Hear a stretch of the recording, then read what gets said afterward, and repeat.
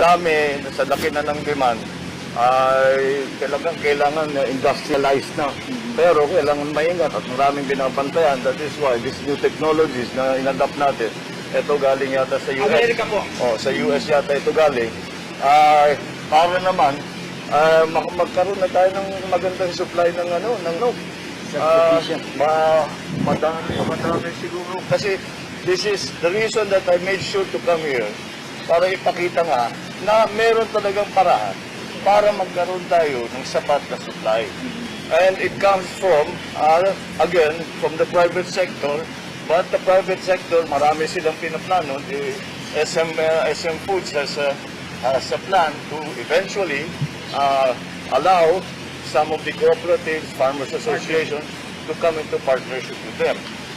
So, that is, yan na nga yung PPP. Marami tayong pwedeng gawin pagka ganito.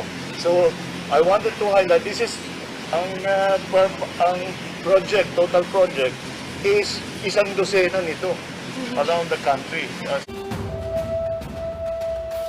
So, gagawin ng SM Foods. The amounts are quite substantial. Kaya this is what we need. Tapos naka-isolate na ganito, hindi natin masyadong kailangan bandayan yung avian flu. So these are all the technologies that are available around the world. Dapat i-adapt natin. Kaya natin ipinapakita ngayon na pwede naman talaga tayo mag-produce ng sapat ng broiler, ng tapos iba't ibang pagkain.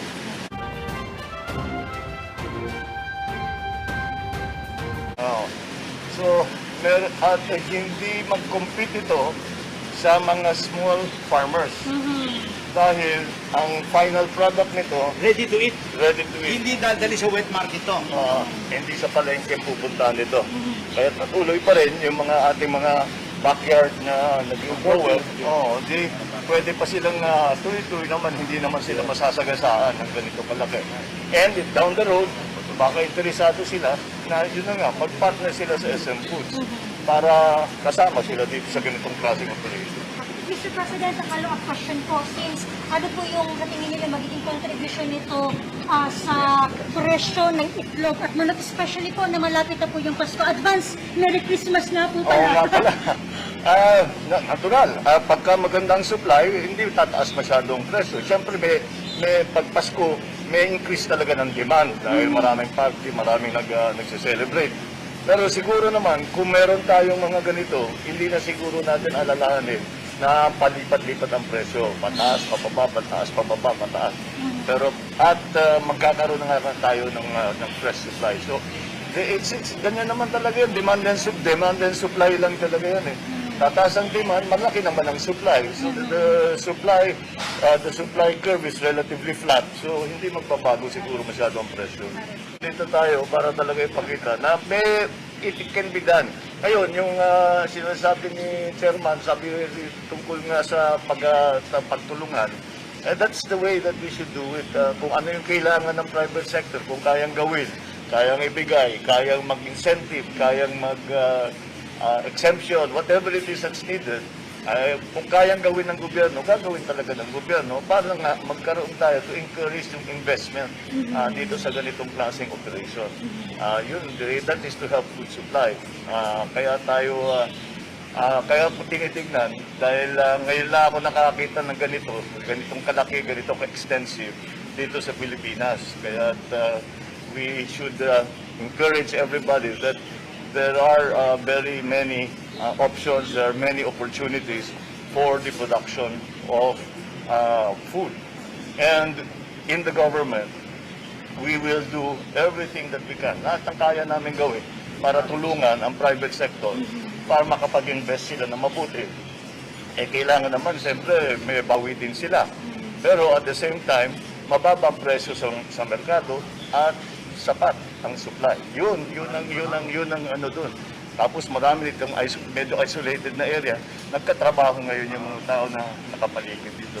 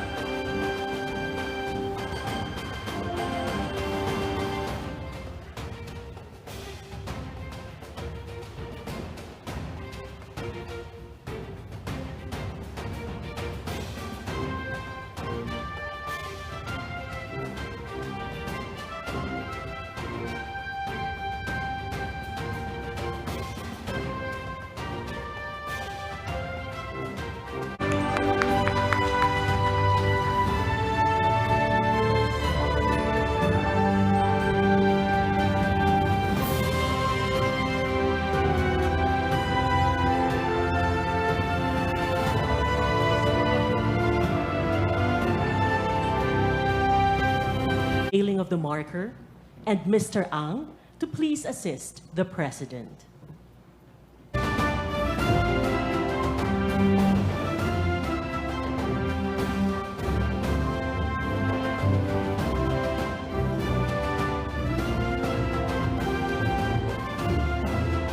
Ready, Mr. President?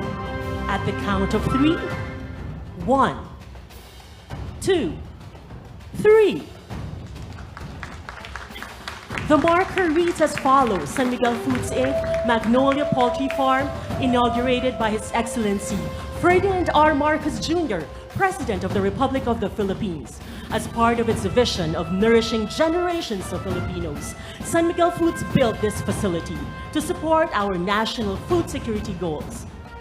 12 October 2023, Hagonoy Davao del Sur.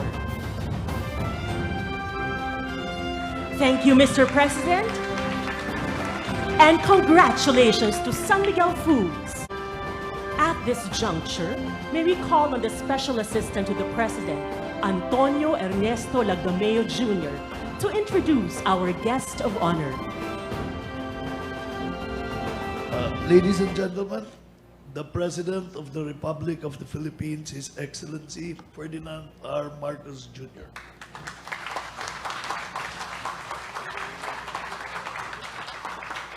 Maraming salamat, Secretary Anton Lagdameo, for your introduction. Please take your seats. Actually, ang host natin for today at ang creator nitong napakagandang facility na binubuksan natin ngayon, San Miguel Corporation President and CEO Ramon Ang. I am here to join all of you for the inauguration of the world-class controlled climate Magnolia Poultry Farm here in Hagonoy. I'm also delighted to lead the unveiling of San Miguel Foods marker in this facility. This poultry farm is envisioned to house 28 world-class climate-controlled farmhouses to ensure optimal conditions for poultry raising and production. It is expected to produce up to 80 million chickens annually to address the ever-increasing demand for poultry products in the region and the whole of Mindanao.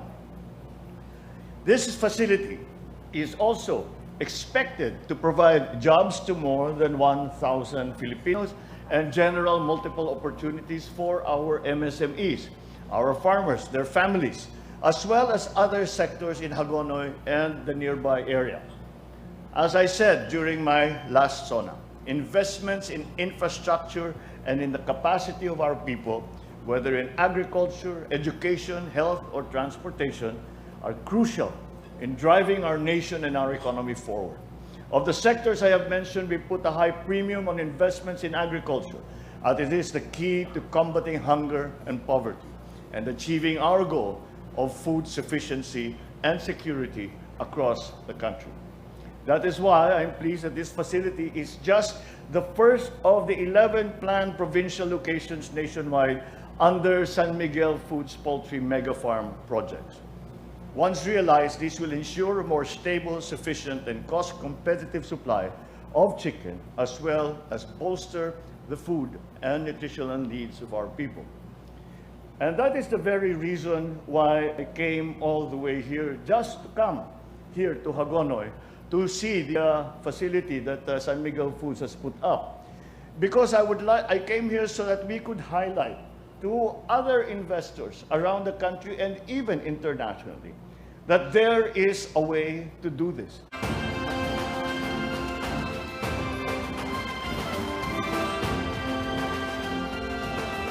We have to also explain to our people. We also have to show them that this is the way forward. This is the way of the future.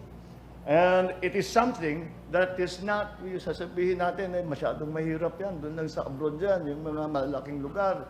And this goes to show that that's not necessarily the case. We can definitely do anything that they do abroad, anything that we can see that are advantageous to the food supply, we can adopt here and adjust it to the Philippine conditions.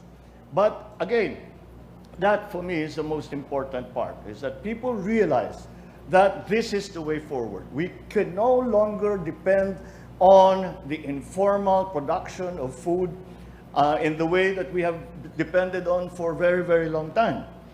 Because the population density, the geopolitical situation right now, which just became a great deal worse. All of these factors come together, and that is why we have pushed very, very hard to make sure that in the Philippines by itself, we are able to feed our people. And we are showing, this facilities such as this are showing the way how to do it. We must industrialize our agriculture.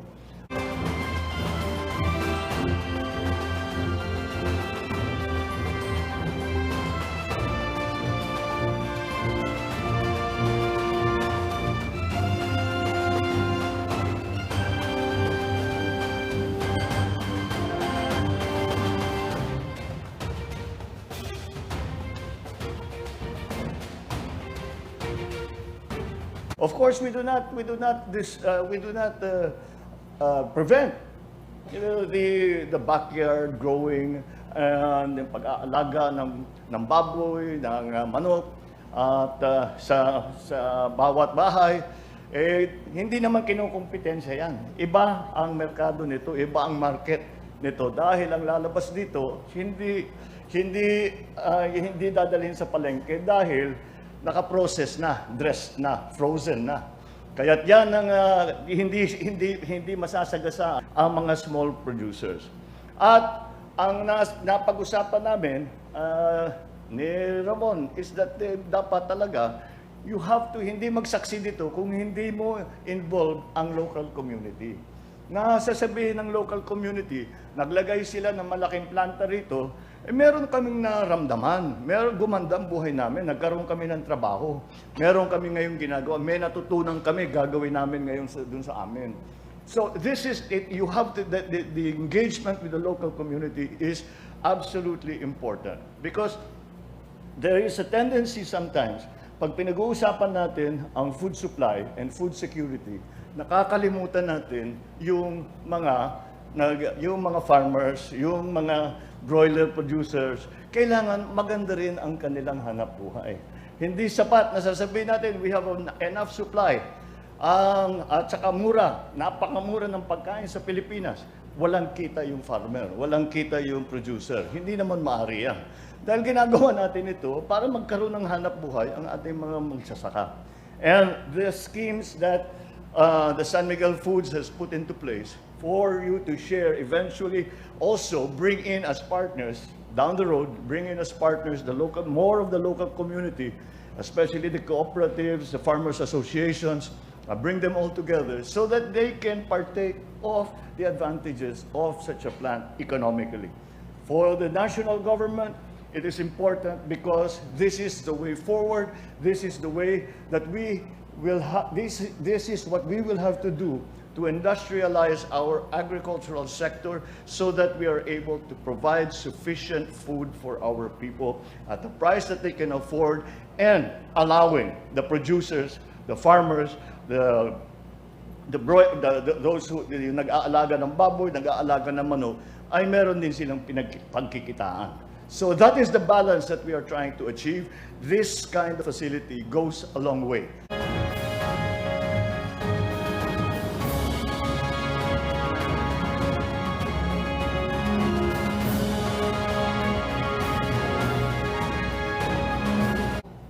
I thank, of course, the San Miguel, led by Mr. Ramon for continuing to expand its operations in the country, for answering the call for investments in our agricultural sector.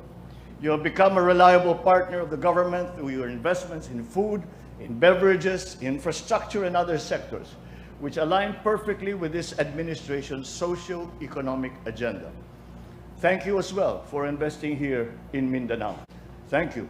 And I hope that we will all continue to work together to build a more prosperous and progressive Philippines, a Philippines that Filipinos deserve. Mabuhay kayong lahat. Magandang umaga po sa inyo. Thank you, Mr. President.